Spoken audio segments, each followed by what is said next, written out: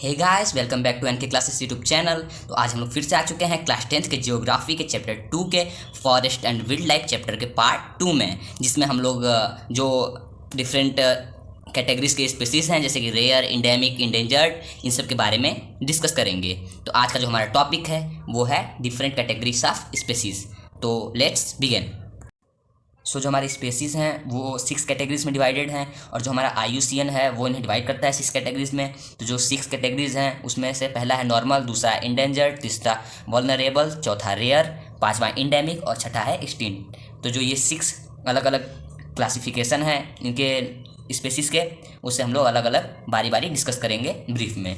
तो अपना जो पहला है नॉर्मल, उसको स्टार्ट करते हैं। हमारे नॉर्मल स्पेसीज़ हैं तो जो उनका पॉपुलेशन लेवल है वो नॉर्मल है उनके सर्वाइवल के लिए, यानी कि अगर वो सर्वाइव करना चाहें तो उनका पॉपुलेशन जो है वो उस पोजीशन में है, नॉर्मल है कि वो सर्वाइव कर सकते हैं उतने पॉपुलेशन में।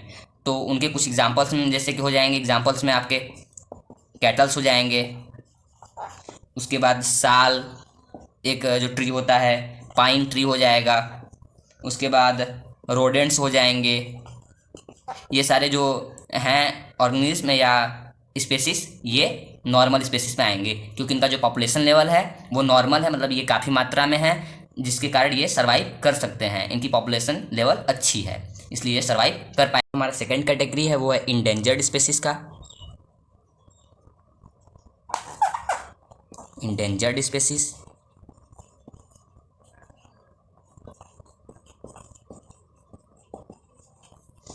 जो ये इंडेंजर्ड स्पेसीज होते हैं इनका मतलब ये इंडेंजर्ड मतलब कि वो डेंजर में है एक्सटिंक्ट होने के लिए, मतलब ये एक्सटिंक्ट हो सकते हैं नियर फ्यूचर में। इनकी जो पॉपुलेशन है वो बहुत कम है, ये एक्सटिंक्ट हो सकते हैं बाद में जाकर। एक्सटिंक्ट का मतलब होता है कि पूरी तरह से ख़त्म हो जाना, मतलब उनका जो पॉपुलेशन वो अब एक भी नहीं है, वो पूरी तरह से ख़त्म हो जाए, उसे एक्सटिंक्ट कहते हैं। तो जो ये इंडेंजर्ड स्पेसीज होते हैं इनके लिए एक्सटिंक्ट होने का डर रहता है, मतलब ये एक्सटिंक्ट कभी भी हो सकते हैं। तो इंडेंजर्ड स्पेसीज का डिफिनेशन हो जाएगा, they are in danger for extinction, यानी कि वो एक्सटिंक्ट हो सकते हैं कभी भी, आगे नियर फ्यूचर में एक्सटिंक्ट हो सकते हैं। तो जो ये इंडेंजर्ड स्पेसीज होते हैं इसके कुछ एग्जांपल्स हैं, जैसे कि कुछ स्पेसीज हैं जो इंडेंजर्ड में आते हैं, वैसे बहुत सारे हैं लेकिन आपको कुछ एग्जांपल्स हम दे देते हैं। जैसे कि आपका ब्लैक बक हो गया, उसके बाद आपका इंडियन राइनो हो गया, उसके बाद आपका संगाई हो गया, उसके बाद उसमें कुछ और आते हैं जैसे कि एक मंकी होता है जिसका जो चेहरा होता है वो लॉयन की तरह होता है, बाल होते हैं, लॉयन टेल्ड मस्क्यू उसका नाम होता है।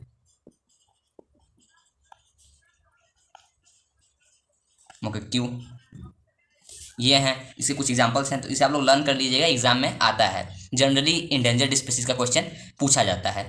तो अब मैं इसके आगे पढ़ता हूँ जो है वल्नरेबल स्पीसीज। थर्ड क्लासिफिकेशन है स्पीसीज का वो है वल्नरेबल स्पीसीज।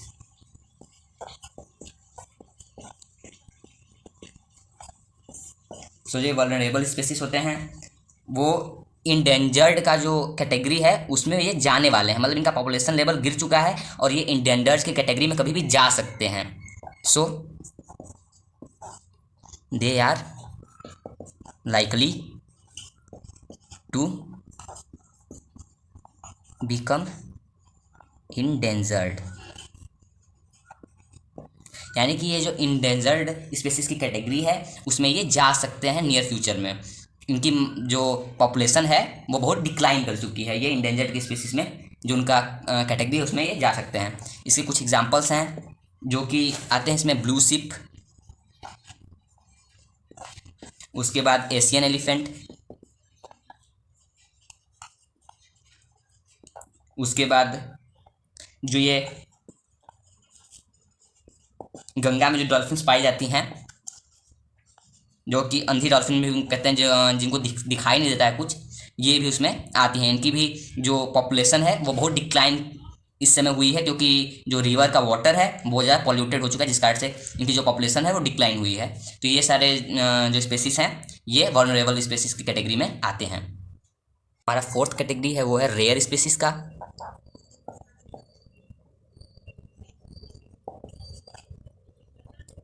सॉरी यहाँ पे नहीं होगा, जो जो ये रेयर स्पीसीज होते हैं ये they are likely to move in vulnerable और इंडेंजर्ड कैटेगरी। यानी कि जो ये रेयर स्पीसीज होते हैं ये या तो वल्नरेबल या तो इंडेंजर्ड की कैटेगरी में अभी जा सकते हैं। इनकी जो पॉपुलेशन है ये नॉर्मल से थोड़ी कम है, मतलब कि ये नॉर्मल जो स्पीसीज होते हैं उससे थोड़ी कम इनकी पॉपुलेशन अभी हाल ही में कुछ कम हुई है, जिस कारण से ये वल्नरेबल या इंडेंजर्ड कैटेगरी में कभी भी जा सकते हैं और इन्हें प्रोटेक्ट करने की ज़रूरत है। इसके कुछ एग्जांपल्स हैं, जैसे कि आपका हिमालयन ब्राउन बियर है,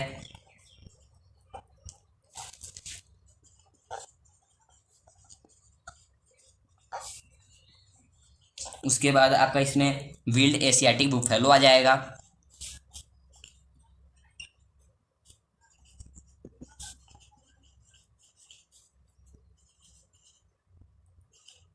उसके बाद आपका इसमें एक और आ जाता है, मुझे याद नहीं शायद, हाँ, हॉर्नबिल। सो जो ये स्पेसीज हैं ये इस कैटेगरी में आते हैं, जो कि रेयर स्पेसीज हैं, जो कि वल्नरेबल या इंडेंजर्ड कैटेगरी में जा सकते हैं नियर फ्यूचर में। सो जो हमारा ये फिफ्थ कैटेगरी है वो है इंडेमिक स्पीसीज का। तो जो ये इंडेमिक स्पीसीज होते हैं वो एक पर्टिकुलर एरिया में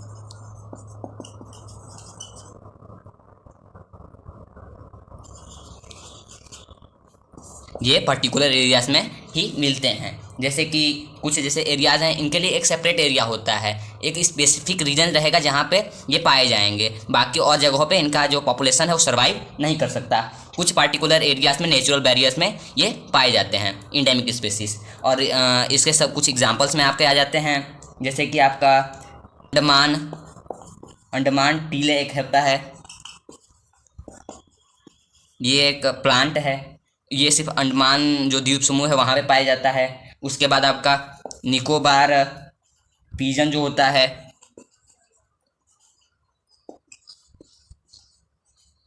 ये सिर्फ निकोबार द्वीप समूह है वहाँ पे पाया जाता है। अंडमान विल्ड पिग जो है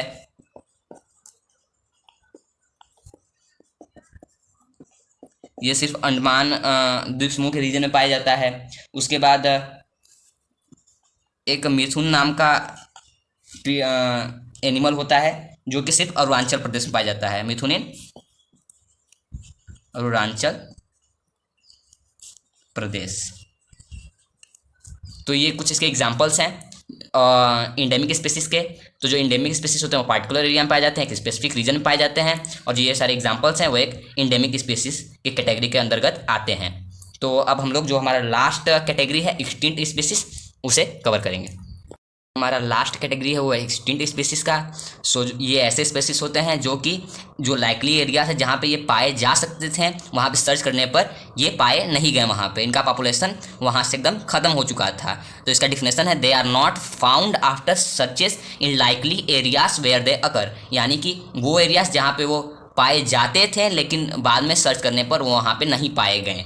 तो ये जो स्पीसीज हैं ये या तो पूरे एक स्पेसिफिक रीजन या कंट्री या कॉन्टिनेंट या पूरे अर्थ से ये एक्सटिंक्ट हो चुके हैं, यानी कि ख़त्म हो चुके हैं। कुछ एग्जांपल्स इनके हैं, जैसे कि है इंडियन चीता या एशियन चीता कह सकते हैं,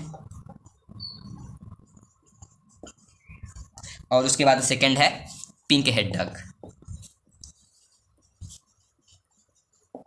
जहाँ ये एशियन जो चीतास थे, पहले इंडिया में चीता जो थे वो बहुत ज़्यादा मात्रा में पाए जाते थे, इनकी संख्या यहाँ पॉपुलेशन बहुत ज़्यादा थी।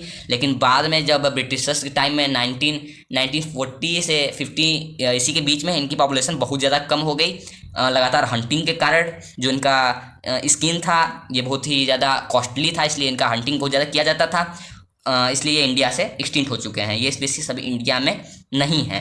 और जो ये पिंक हेड डक है ये भी एक्सटिंक्ट हो चुका है। ये किस रीजन में पाया जाता है मुझे कोई इन्फॉर्मेशन नहीं है इस समय। तो जो ये एशियन चीता था ये अभी खबर अभी आई है, एक नई न्यूज़, अच्छी न्यूज़ ये आ रही है कि जो अदर कंट्री जैसे अफ्रीकन चीता है उसे अब वापस इंडिया में लाया जा रहा है, उसे इंडियन फॉरेस्ट में ऐसे सुविधाएं दी जाएंगी ताकि वो यहाँ पर भी अपना दोबारा बसेरा बना सके, जिस कारण से एशियन चीता वापस आ सके। तो ये अब हम लोग अपना जो लेक्चर है उसे एंड करते हैं यहीं पे। आशा करता हूँ कि आपको वीडियो पसंद आई होगी। अगर वीडियो पसंद आई हो तो प्लीज़ इसे एक लाइक कर दीजिएगा। आपके लाइक से हमें बहुत ज़्यादा सपोर्ट मिलता है। आज का लाइक एम आपका 100 लाइक्स का होता है। और अगर ऐसी क्लास 10th की अमेजिंग वीडियोज़ को देखना चाहते हैं और चैनल पर नए हैं तो प्लीज़ इस चैनल को सब्सक्राइब कर दीजिएगा। तब तक के लिए धन्यवाद, मिलते हैं अगली वीडियो में।